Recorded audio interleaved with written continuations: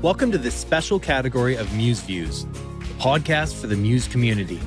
We talk with key commercial members to focus on timely products and services to enhance your IT environments, productivity, workflows, and more. Learn from these experienced vendors. Welcome to the podcast. I'm your host, TJ Temple. Thank you for joining us today. Today, we have a very special guest joining us. He's a seasoned veteran in the world of health information technology, having served as hospital CIO for 18 years across 3 community hospitals. Now he's the president of Acmeware Incorporated, a leading provider of professional services and products for hospitals utilizing the Meditech EHR. Please join me in welcoming back to the podcast, Joel Benware. Joel, welcome. Hey, TJ, good to see you again and good to talk to you. Look forward to this. Yes, thanks for taking time. So Joel, let's dive right in. Last time we talked, it was March of 22, and you were the CIO of a community hospital. And by the way, that episode is one of the among top 10 listened to episodes of the entire podcast journey. So I appreciate that. So now we find you as president of Acmeware, a company that's been serving Meditech for over 25 years. So tell us a little bit about what motivated your transition from hospital CIO to president of Acmeware. Yeah, TJ, thanks. It's obviously a very interesting transition and one I didn't see coming. It ended up being a job interview that was about 10 years in the making. As I was the customer of Acmeware for more than a decade and used them at several of the hospitals that I served at. Acmeware just quickly became a vendor partner that I could trust and rely on and work collaboratively with my team. So I got to know them quite well. And over the years, I got to know Glenn DeBate, the founder and owner of the company. And we just built a mutual trust for each other as we could discuss different health IT issues. We would generally see each other a few times a year. And quite often, it was at MUSE events. And a year or so ago, we started talking about his plan for a transition into retirement, but he wanted to do it in a way where he could preserve the company. He's very proud of Acmeware. He built it.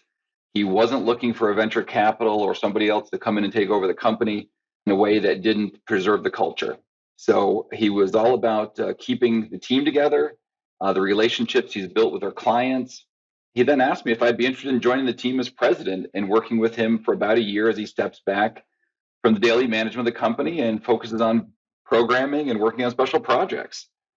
This definitely took me by surprise. It wasn't a career goal I had to transition to the vendor community.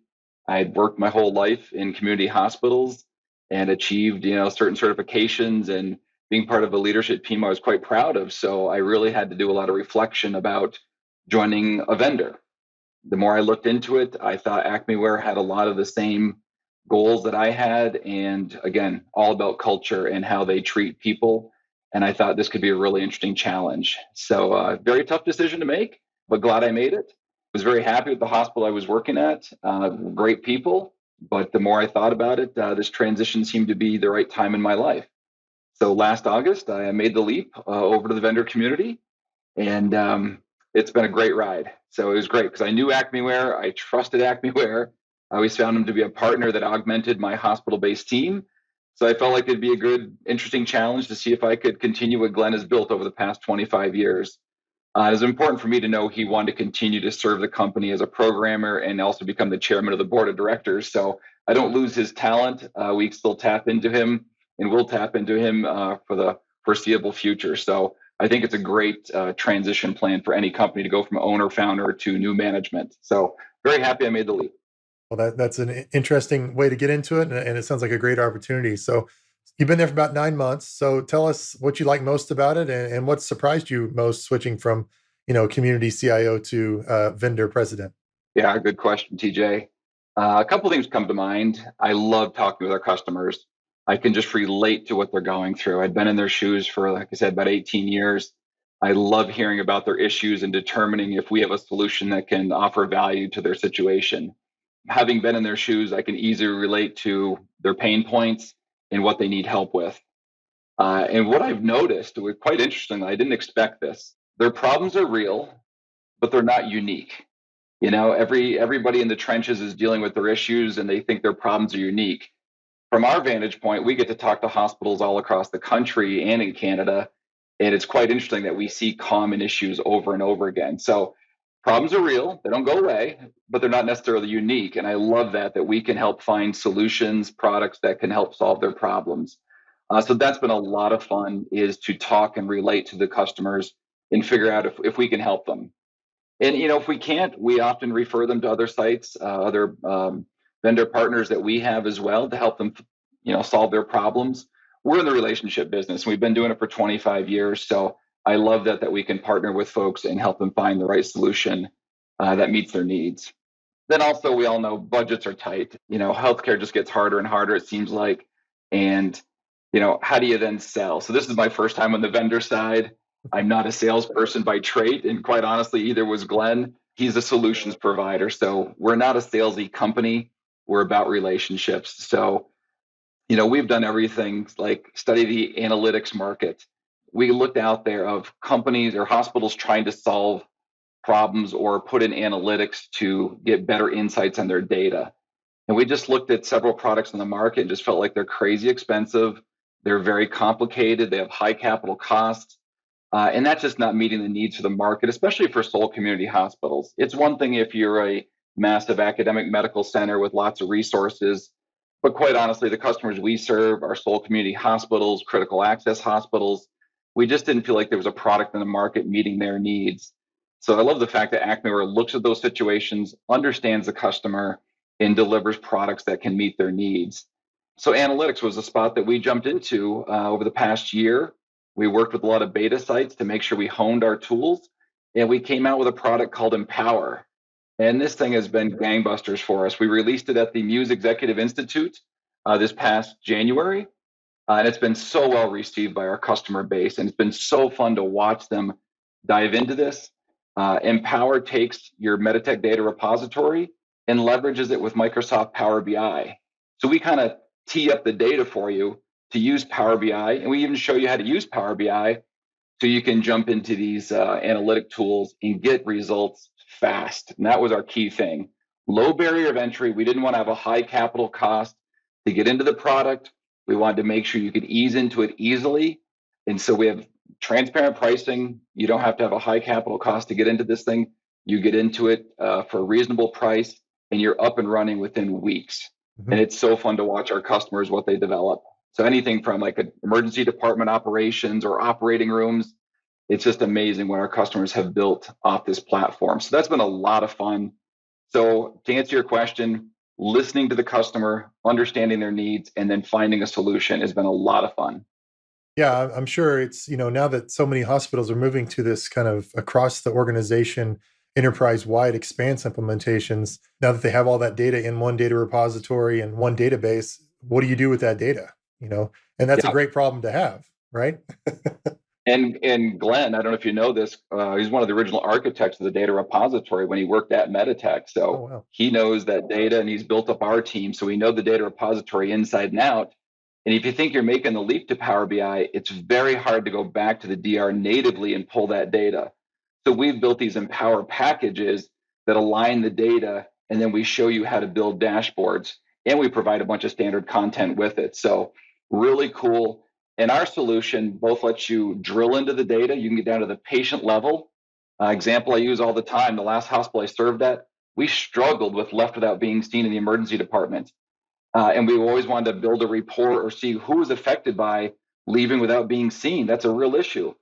Our tool, literally right click of the mouse button, you can drill in and you can find out who left without seeing a doctor over a certain weekend, or if you want to look at a quarter of the year, or however you want to slice and dice the data, the tool does it so easily. I told my staff at Acmeware when they showed me Empower, I was like, this was the tool I was looking for as a CIO for the past 10 years or more. Just a simple, no-nonsense analytics tool that's not crazy expensive, easy to use, easy to train staff, whether they're technical or non-technical. You can literally just share a link out on a browser to your ED manager or your surgical services manager, and they can slice and dice their data the way they want it and don't have to keep running back to IT for every time they have a question. So been a lot of fun. I get so jazzed up talking about this stuff. Yeah, well, that's great. I mean, that self-service BI is where to get it, especially for these small hospitals that may not have any resources, let alone a dedicated resource. So having that tool to empower them is awesome.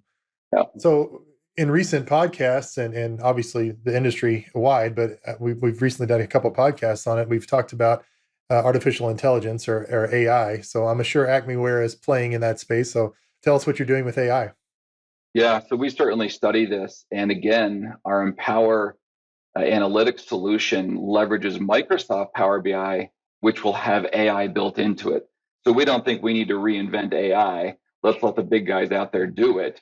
But let's tee up the data in a way that hospitals can leverage AI through Power BI to get to their data. So I think it's just going to be an extension. Power BI is one way you can create your dashboards. In the future, AI is only going to get better. So you're kind of using AI through Power BI to get to the empowered data models. And so I think that's going to be our strategy right now. And we're looking at it all the time. Obviously, it's where companies need to go. You're not going to be in the data business in 5 years if you're not involved in AI. So I think we've got a nice strategy for that.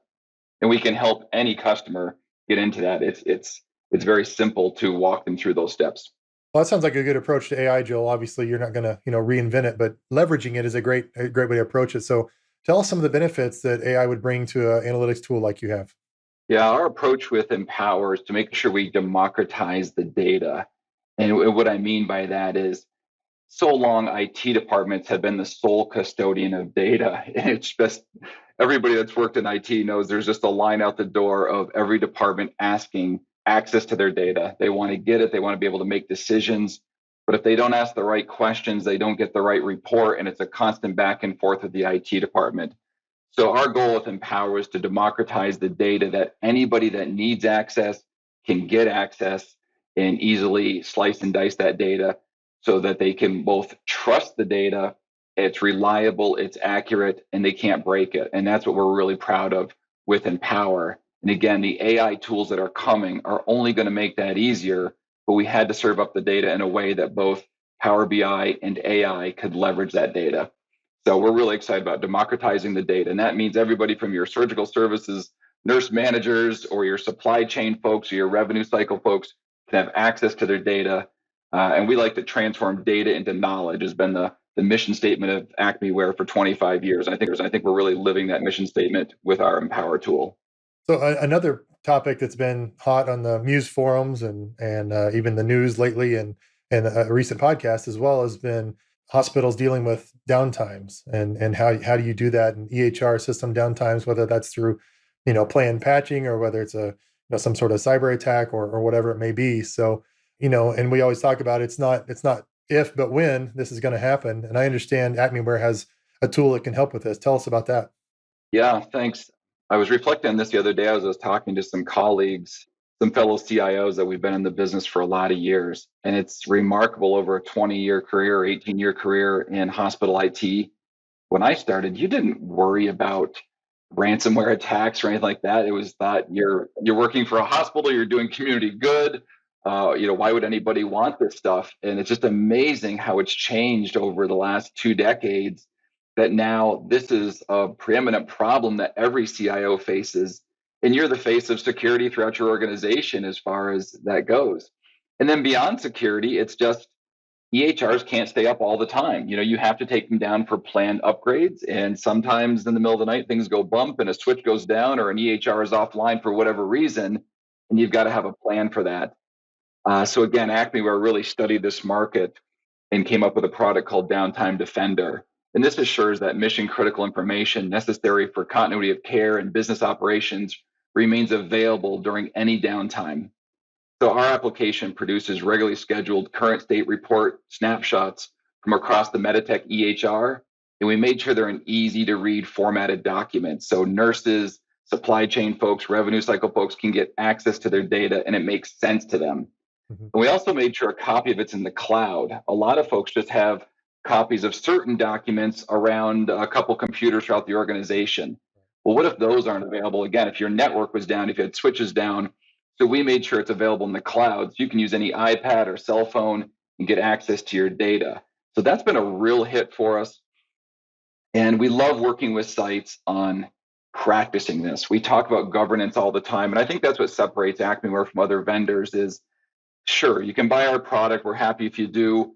We also want to work with you to make sure you're using it. So it's one thing to own it and install it. If you never use it, if you never practice it, doesn't matter what tool you own, you're not going to know how to use it when the time comes. And that's really important this day and age with all the turnover we're seeing in IT. and in healthcare in general, you've got to make sure you practice these downtime reports a couple times a year because the nursing staff is turning over, your supply chain group's turning over. So they've got to practice how to get to this data no matter what tool you're buying.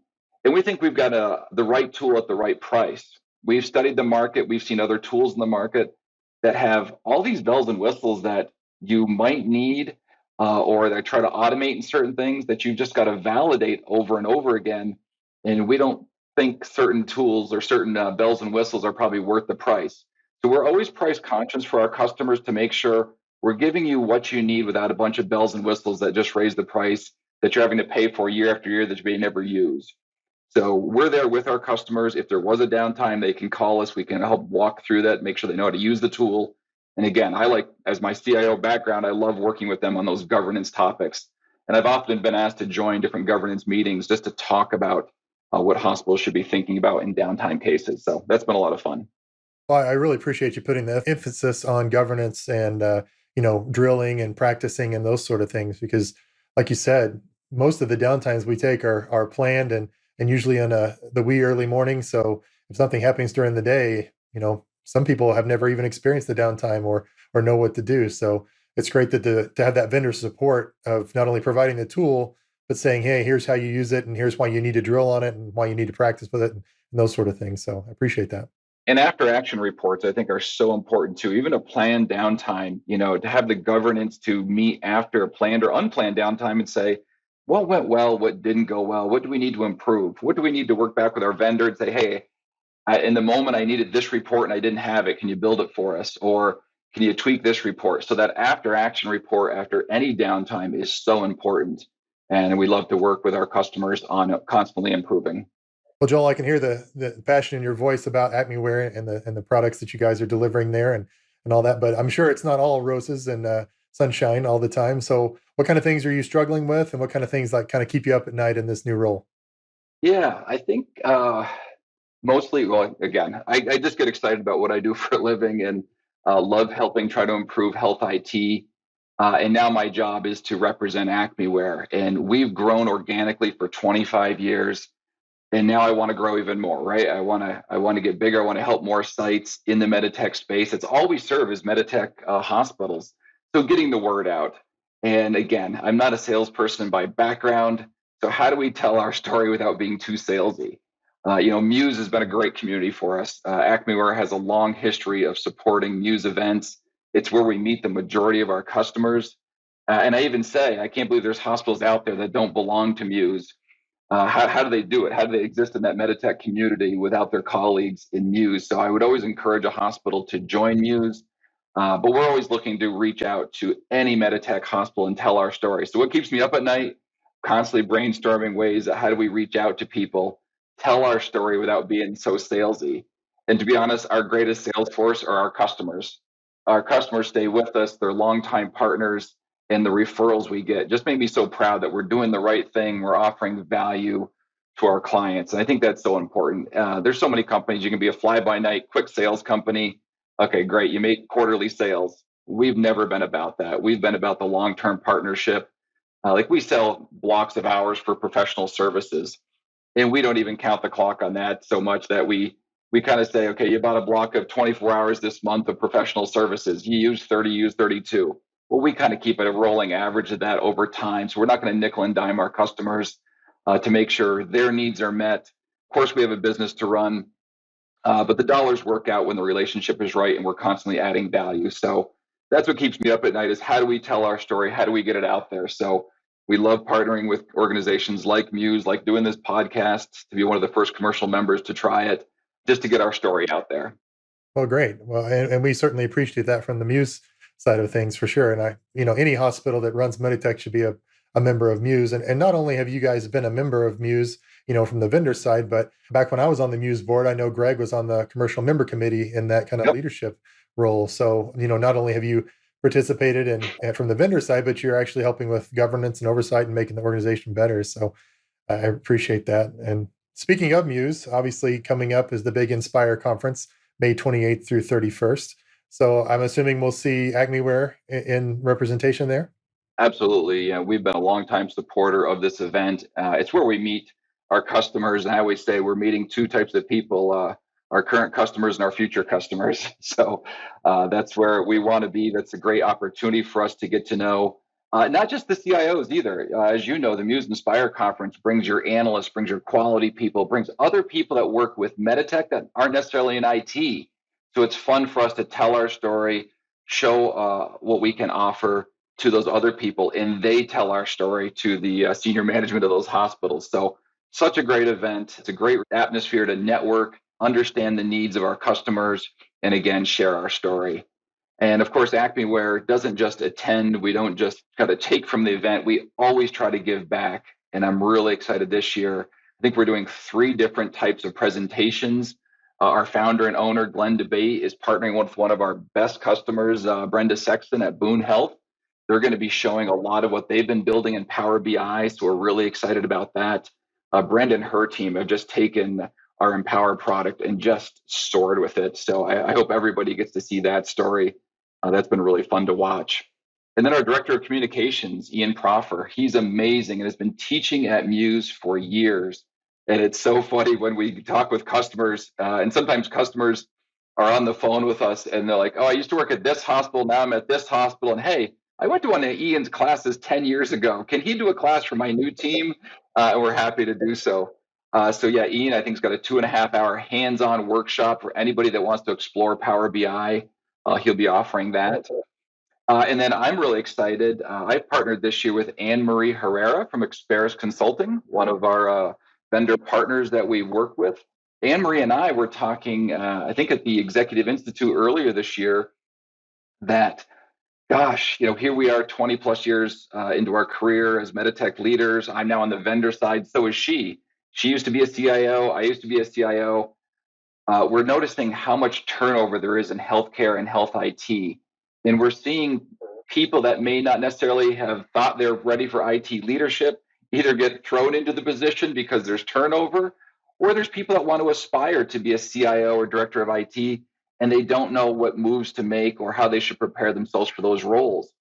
So Anne Marie and I have been brainstorming about what did we want to know, or what questions did we have when we were young and didn't know who to ask them to or how to prepare to be a CIO. So we put together a 4-hour course that we're actually going to teach at the Inspire conference for anybody that's a new IT leader or people wanting to get into IT leadership and just want to have a networking group. So we're going to be available to people to lead them through a course. And of course, we have some workshops and drills we're going to do during the course. And we're also going to be joined by Adnan Hamid, who is the CIO at Common Spirit. And of course, he's been a CIO at several different hospitals. So a current day CIO plus Anne Marie and I think we're bringing a lot of value and experience to this course to anybody that wants to look at being a leader in a Meditech hospital in the IT space. So we're really excited about that opportunity. Yeah, what a great idea. I mean, even back when I was on the board, I guess 10 plus maybe years ago now, it seems like we were talking about some sort of, mentorship program type, something for new leaders. And this is exactly in the vein of what we were talking about all the way back then. So I'm so excited to see this come to fruition, and what a great group of leaders you've got to get this started. Yeah, TJ, I always laugh and tell the story when you and I got talking one day. We saw each other at a Muse event, and you shook my hand and you said, "Hey, Joel, I just want you to know you've been a mentor of mine." And I said, "Oh my gosh, TJ, you've been a mentor of mine." So I think that's what we need, and again, that's why the Muse events are so important. If you're a Meditech leader, again, a leader at a hospital, you have problems you got to deal with, and you think your problems are unique. And then you go to an event like Muse where you're meeting other people that are dealing with similar challenges. So it's such a great atmosphere, a community to get that network and support from one another. And you and I certainly did it throughout our careers and picked each other's brains and settled each other down and go back and fight the good fight when you go back to your hospital. So I want to thank you for that, for your friendship and partnership throughout the years. Oh, absolutely. Absolutely. Well, Joel, thank you so much for taking time to share with us today, and being the inaugural commercial member to participate in the podcast. And I very much appreciate the support that you've given to Muse. Not only as a CIO all those years, but now on the commercial side, and what Acmeware has done for Muse all these many years. And we look forward to seeing you at the Inspire conference.